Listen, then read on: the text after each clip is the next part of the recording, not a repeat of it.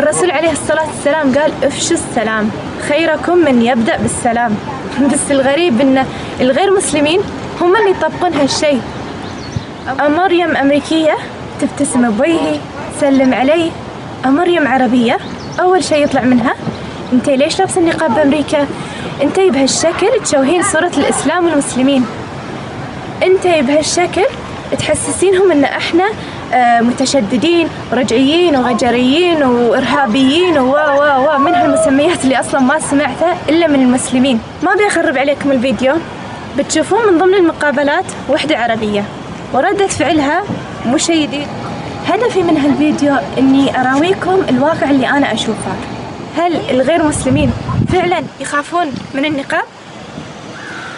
راح تعرفون الجواب من خلال مشاهدة هالفيديو، وشكرا على المتابعة. السلام عليكم ورحمة الله وبركاته. Hi, I'm walking around doing interviews and I wanted to know if you have a minute if I can just ask you like 2 or 3 questions. Okay. Is that okay? Just where are you from? I'm from Egypt.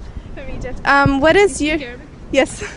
Okay. عادي أتكلم عربي مو مشكلة. هي بس الواحد مش عايز يقول ان احنا ما بيبصوناش نظرة ان احنا متخلفين. يعني انت لو في السعودية الناس هتحترمك وهتقدر ده.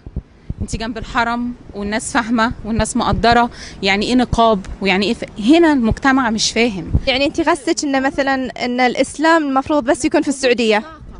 ما تدهمش صعقة. هنا مش فاهمين. هنا المجتمع الامريكي مقفول على امريكا وبس. ما عندهمش النولج بتاعتنا. ما تجيش انت بقى تفاجئيهم يبص ايه ده؟ ايه اللي عاملاه في نفسها ده؟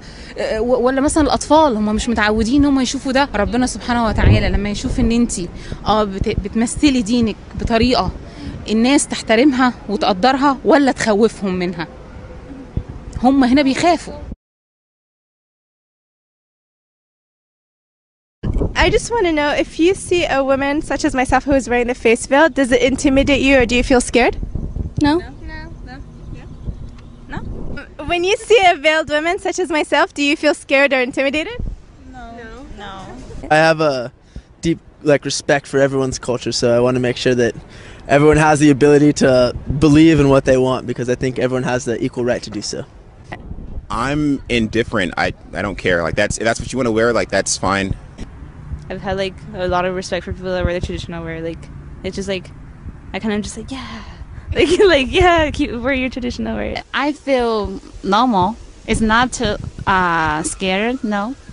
Feel intimidated when you see someone dressed like me? Do you feel scared? How do you feel about that? No. I think that the way you want to dress is the way you want to dress. You know, are you happy the way you're dressed? Yes. Then I have no problem with that.